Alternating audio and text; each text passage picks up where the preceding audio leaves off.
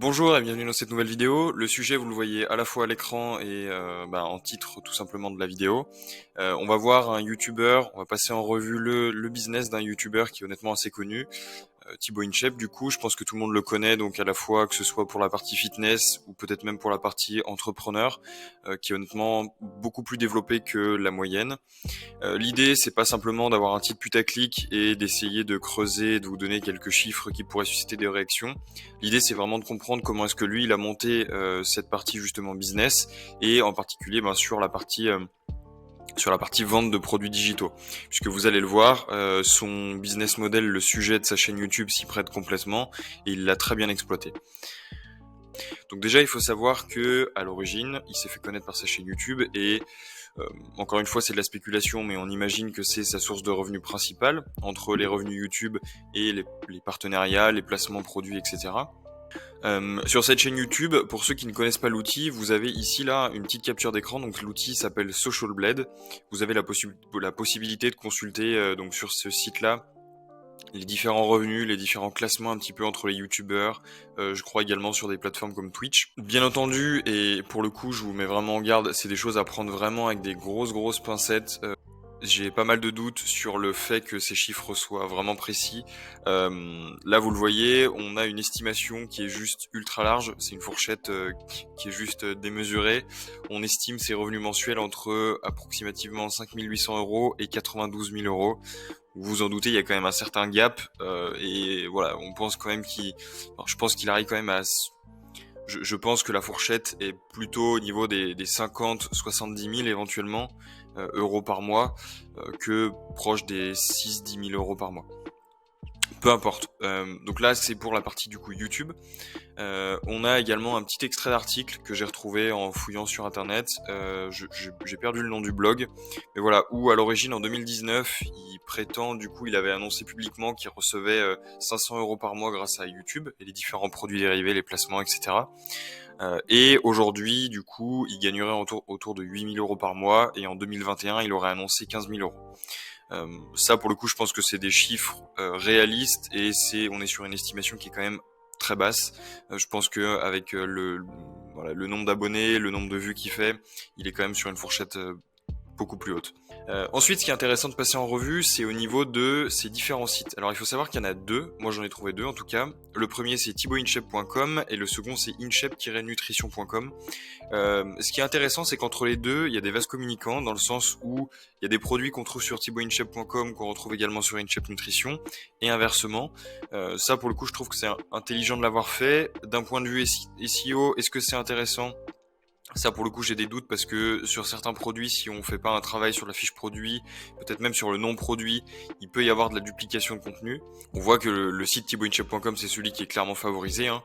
Il a un meilleur authority score, il a beaucoup plus de trafic, beaucoup plus de backlinks, etc. Pour ceux qui sont pas familiers avec l'outil que j'ai utilisé là pour sortir les différentes stats, c'est du coup SEMrush. C'est un outil qui est freemium. Vous avez quelques utilisations gratuites par jour et ensuite c'est payant. Et donc là, ça m'a permis, vous le voyez, de sortir donc le fameux authority score. Donc ça, c'est sur une échelle de 0 à 100. 100 étant l'autorité maximale. Plus vous avez d'autorité, plus vous êtes perçu comme Google, comme un site qui a de la légitimité en fait à apparaître dans pas mal de résultats de recherche. Là ensuite, donc on a le fameux trafic organique mensuel. 31 000. Alors, en sachant que là, on est sur SEMrush, pour avoir les chiffres les plus précis, selon moi, il faut plutôt aller les chercher sur Google Analytics. Vous vous en doutez, j'ai pas ces accès Analytics, donc je pourrais pas vous les fournir, mais ça peut déjà donner un ordre d'idée. En général, je pense qu'on peut augmenter ce chiffre de 10-15% sur ces stats-là. En général, on peut facilement augmenter de cette façon-là. Et la dernière métrique qu'on a, c'est du coup le nombre de backlinks. Donc il y en aurait approximativement 5 900, presque 6 000, qui est du coup un chiffre qui est à peu près dans la moyenne, je dirais haute. Voilà. Et de la même façon, on retrouve du coup les métriques pour cette fois-ci le site InShape Nutrition. Je vous laisse en prendre connaissance de votre côté. Alors l'écosystème, j'ai mis cette petite image de toile d'araignée qui peut interroger pas mal de monde, mais c'est honnêtement l'image et c'est la vision que moi j'essaye de développer que je partage à tout le monde, à tous ceux qui échangent avec moi, qui me demandent un petit peu comment ça fonctionne, pourquoi est-ce que j'ai choisi Shopify, pourquoi est-ce que je vends mes e-books là-dessus, etc. Ma vision, c'est celle-ci, et Thibaut InShape l'a pour moi très bien mis en place. De son côté, du coup, comment est-ce que ça a été développé, ce fameux écosystème? C'est tout simplement avec ces 6 grands points de contact. Il y en a d'autres, mais pour moi, c'est le plus important. On a dans un premier temps ces différentes boutiques qu'on a pu passer en revue avec SEMrush. Donc on a la boutique nutrition et la boutique plutôt orientée entraînement et matériel. Ensuite, bien sûr, on a au niveau des réseaux sociaux, on a YouTube et Twitter, qui là sont bien sûr les premiers points de contact avec son audience, et des points de contact surtout qui sont directs. Et ensuite on a des choses qui sont peut-être un petit peu plus marginales, mais qui à mon sens font justement beaucoup de sens dans sa démarche, et c'est des choses qui sont vraiment intéressantes de développer, qui sont du coup des réseaux comme TikTok, Spotify, puisque pour ceux qui ont peut-être suivi, il avait sorti 1 ou 2 musiques il me semble. Ça pareil, Spotify c'est un point de contact de plus, c'est l'opportunité pour lui de rester dans la tête de certains qui vont peut-être aller jusqu'à écouter sa musique ou la découvrir comme ça sur une playlist random. Et la dernière petite nouveauté, c'est une application ShapeU. Alors là, pour le coup, à mon sens, on n'est pas dans l'acquisition pure, mais c'est encore une fois un point de contact en plus avec son audience, puisque pour ceux qui installeront l'application, tous les jours potentiellement sur le smartphone, ils vont voir l'application ShapeU, et donc ils vont la voir, ils vont penser Thibaut InShape. Pourquoi est-ce que je parle énormément de cette vision écosystème, et pourquoi du coup moi je choisis Shopify pour vendre des e-books? C'est tout simplement parce que ça permet de le mettre en place de façon assez intuitive, honnêtement. L'idée, c'est d'avoir le plus de points de contact avec son audience, éparpillés sur des canaux de communication qui sont forcément les plus légitimes pour vous de développer. Vous n'allez pas vous dire, selon votre secteur d'activité, vous allez peut-être pas partir par exemple sur TikTok. Ou au contraire vous allez plutôt privilégier pas YouTube mais plutôt Twitch. Voilà, c'est des choses comme ça, c'est des choix qui sont à faire mais qui sont vitaux.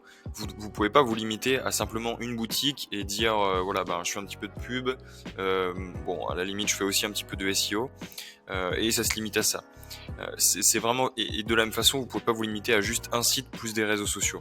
Il faut aller beaucoup plus loin, et aujourd'hui si vous voulez vraiment prendre la place, vous affirmer comme un acteur dans votre thématique qui a de l'autorité et qui est reconnu, vous êtes obligé de vous étendre et de tourner vers ce qu'on peut presque appeler un média en fait. Aujourd'hui, le nom Thibaut InShape, ça va beaucoup plus loin que simplement lui, sa personne et ses quelques vidéos dans lesquelles il s'affiche. Ça va vraiment jusqu'à un média, dans les interviews qu'il peut faire. D'ailleurs, ça peut être une piste, si jamais Thibaut InShape voit cette vidéo, de développer le format peut-être un petit peu plus interview et d'en faire des podcasts. Ça peut être un point de contact supplémentaire. Voilà, et c'est cette vision qui pour moi encore une fois est vitale et que vous devez vraiment développer quand vous vendez des e-books, quand vous vendez des produits digitaux. C'est important de montrer que vous n'êtes pas simplement entre guillemets un rigolo qui vend simplement du PDF.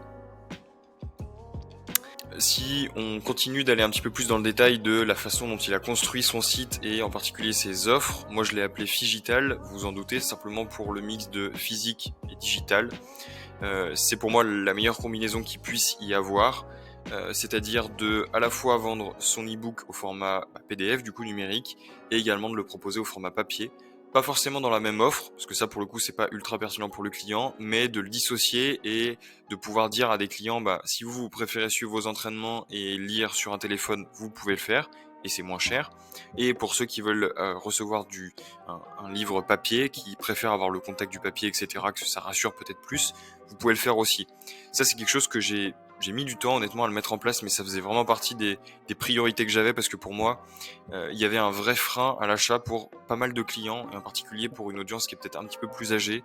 Il y a pas mal de freins au niveau de ok, je vais acheter un truc PDF numérique, mais comment je vais le lire? Moi, j'utilise pas forcément mon smartphone. Voilà, et des gens qui étaient pas vraiment convaincus par peut-être aussi le sérieux de l'entreprise derrière, le sérieux du site, de se dire ça se trouve c'est juste un PDF qui est pompé sur internet, et du coup niveau valeur perçue, on n'était pas vraiment au niveau.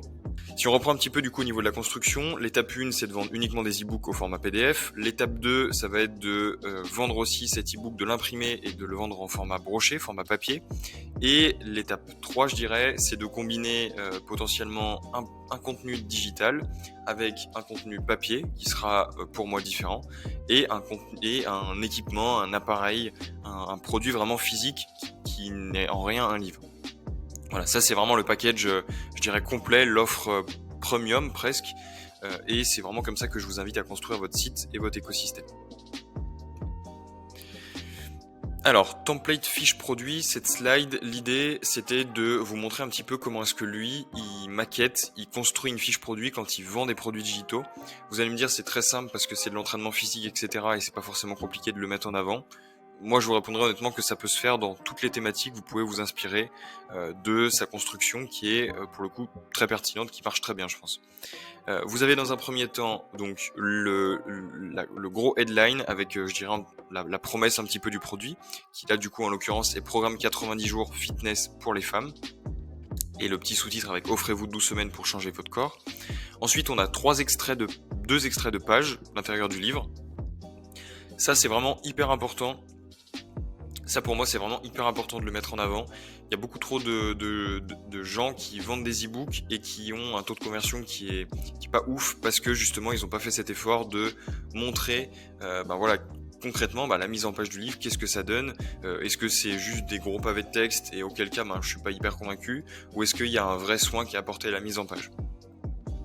Et ensuite on a un petit détail avec dans un premier temps des petites bullet points avec concrètement qu'est-ce qu'on trouve dans le programme. Ensuite on a des phrases où là très clairement au niveau de la stratégie on est sur une stratégie SEO où là il cible plein de mots-clés, gain de force, tonus musculaire, atteindre vos objectifs, salle de sport, recettes saines et gourmandes, etc. Tout ça c'est plus pour honnêtement optimiser le référencement de cette fiche produit. Le client en général il va se limiter à lire la première partie avec les bullet points, et enfin on a des dernières petites choses avec accessible à tous. Là l'idée c'est d'affirmer un petit peu les arguments qu'il y a pour convaincre le client d'acheter votre produit. Voilà, donc toujours pareil dans cette fiche produit. Là, on est dans le sport, donc là, l'idée c'est de mettre en avant aussi de la social proof. Donc là, il le fait en montrant des photos de avant, après. Alors ça, attention pour ceux qui se font beaucoup de publicité, je pense notamment à Facebook Ads. Je crois que ça, ils sont pas ultra fans voilà, ils sont pas ultra fans d'avoir ce genre de mise en avant, donc faites-y attention. Bon, forcément dans la thématique du sport, c'est des choses qui marchent très très bien. Si vous avez plutôt la possibilité d'avoir des témoignages vidéo face cam, ça c'est quelque chose qui marche super bien, c'est quand même beaucoup en vogue depuis un petit moment maintenant. Et bien sûr des avis écrits avec des systèmes d'étoiles. Ça c'est un indispensable, même si aujourd'hui il faut pas se leurrer, c'est des choses qui ont perdu en autorité. Il y a beaucoup de gens maintenant qui savent que il y a des faux avis, il y a des avis qui sont rédigés par les propriétaires des sites, il y a on peut acheter des avis, etc.